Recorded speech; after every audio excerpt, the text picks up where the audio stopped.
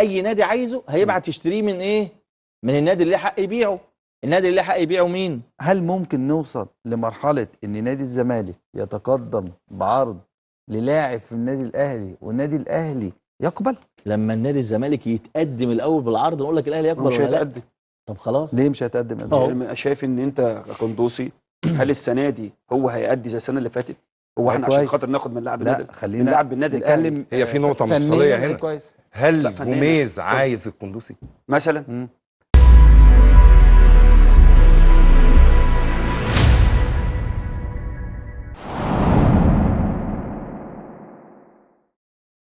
هل ينتقل القندوسي لنادي الزمالك؟ خلينا نسمع الكابتن ايهاب الخطيب ونرجع لبعض مرة تانية. كابتن ايهاب، سؤال مهم جدا. هل نادي الاهلي عرض قندوسي للبيع؟ ده بيان رسمي. ايوه حلو قوي. خليك معايا الان. واحده واحده. للبيع. كويس. لاي نادي؟ لاي نادي. بص هو رايح، لا ما انا اقول لك، لا هجاوبك. هو رايح اولا مكان البيع بنيه الاعاره. حلو. ده اكبر مكان، بص عشان بس يبقى الناس فاهمه، ده اولى مكان ياخده الاعاره بنيه البيع طبعا. يعني خلوا بس عشان نبقى احنا عارفين احنا بنقول ايه، صح يا كابتن ولا غلط؟ صح يعني البيان ده ايوه هبيعه. ليه لازمه ولا ملوش لازمه؟ لا ليه، لا الله ليه لازمه، بس انا بقول لك هبيعه. طب انت مديه اعاره بنيه البيع، يبقى النهارده لما اجي ابيع سيراميكا لما يقول لا تسال السؤال بتاعك. اعتقد ان مفيش نيه البيع.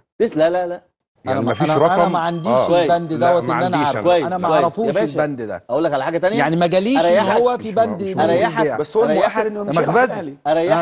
اريحك اي حد عايز يشتري قندوسي هيبعت للنادي الاهلي، بما فيهم نادي الزمالك. لو عايز يبعت للنادي الاهلي ويقدم عرض محترم خلاص كده.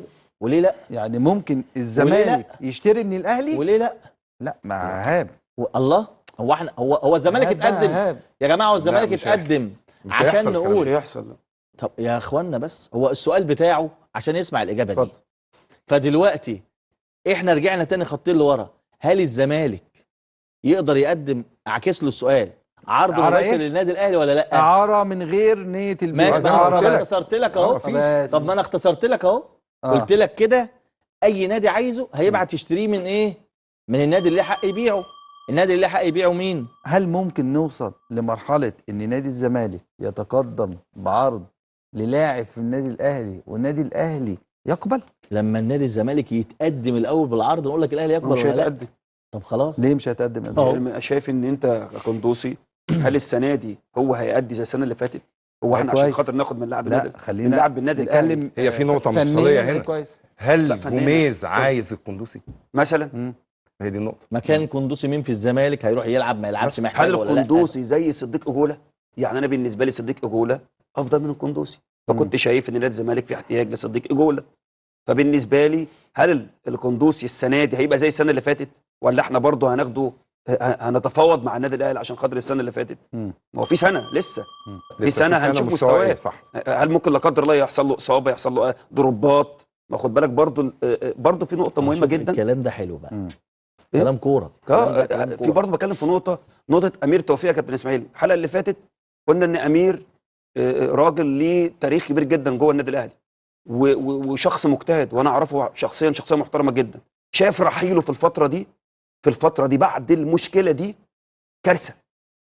كارثه. اذا هو مدان، انت كده بتبين ان كنادي الاهلي ان هو كده عنده ادانه، وكنت شايف ان مش ده وقت رحيله دلوقتي، كنت تقدر تصبر عليه.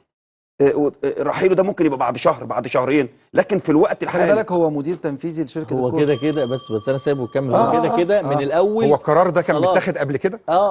ان هو خلاص هو بيخلص صفقات، بس مش معلن. رايح، ما هو مش رايح معلن. ما هو ما ينفعش يجمع بالاثنين. تمام.